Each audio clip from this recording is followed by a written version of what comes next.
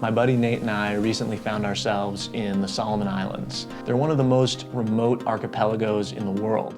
And we were there because we were working on a documentary about how new species are born. Now, the Solomon Islands is just an absolutely incredible place. It's got incredible lowland rainforests. And they're also home to some pretty amazing people who live in this environment, and they live off the environment in a way that I never have experienced in my life. They could just cross any kind of terrain in bare feet. They could climb trees. They could find you any kind of organism you wanted to find. They seem to know everything about the forest. One of the things that was amazing to us was that they could conjure up a fire in seconds, seemingly, no matter where they were. In a lot of these remote villages, they can't buy lighters, they can't buy matches, but they still need fire to cook, to light their cigarettes, to do a variety of things. And so the way that they start these fires is by rubbing one piece of wood on another piece of wood.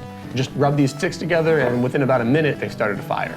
I always thought that that must be really hard, but these people make it look incredibly easy. The scientist we were working with, Al Uhi, has actually been adopted by a local Solomon Island family. He's become part of their village, he's become part of their family, and he has actually employed a lot of local Solomon Islanders to help him with his research. One of the guys who's become a really important member of the team is a guy named Lonsdale. Lonsdale is this incredible guy who is just so strong, but one of the things that he just can't do is he can't go for very long without smoking a cigarette. These guys will slow down quickly if they don't have their cigarettes.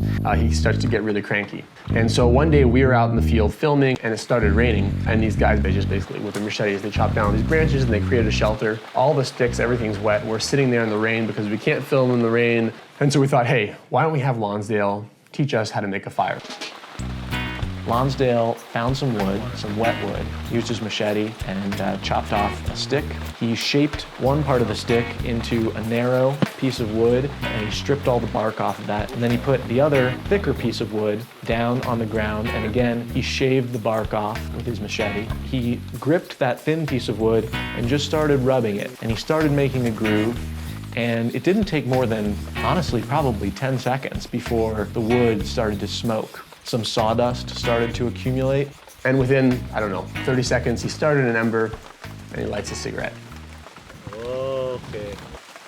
Nate and I thought that maybe we could do this just like Lonsdale had. I tried first. I'm gonna try to start a fire like Lonsdale did, and first step is getting some bare wood on this. And already that was actually a lot harder than he made it look. I got the little piece of wood and I started to kind of make a groove here. And he starts rubbing the piece of wood really hard. This is not easy. And he's slipping around. I would lose any kind of heat that I was generating. I'd kind of have to start over. Oh, you getting it, buddy? He's clearly not nearly as coordinated as Lonsdale is. Oh, it's getting there, buddy. You're almost there. Breathe. After a little while, you could see the smoke starting to come.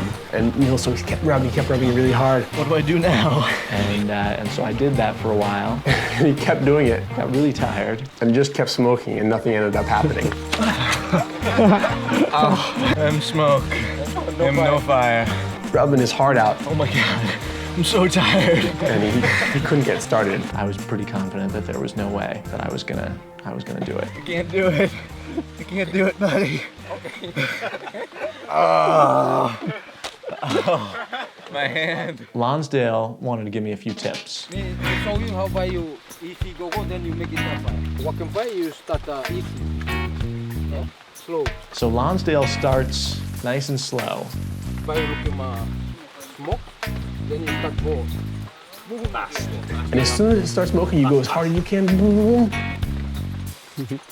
And got it started. Here in the pouring rain, fire, just in a matter of seconds, thanks to Lonsdale and his powerful hands. You can make any kind of innuendo you like, but I think I started too fast and I just tired myself out and I couldn't finish.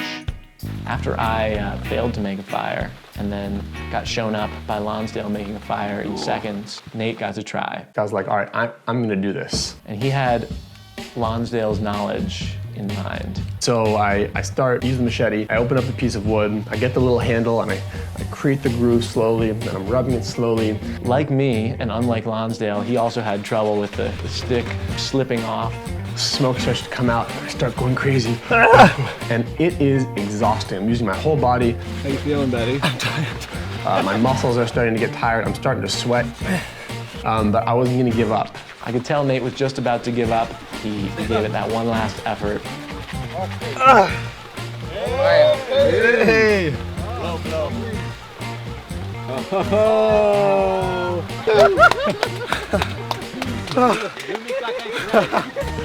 It was extremely difficult, and I suspect that if I had been the one to go first, I probably wouldn't have done it. Both of us were really sore afterwards. But at least we know that, if Neil and I are out on a filming adventure and it's cold, he might not be able to make a fire, but at least he's got his buddy there who can start that fire. So if there's a take-home lesson from all of this, it's that you wanna take it slow, and then right at the end when things are getting really hot, that's when you start going fast. So when it comes to starting a fire in the rain, using whatever wood you have available, it's not as easy as the Solomon Islanders make it look. When we tried, we were humbled in the jungle.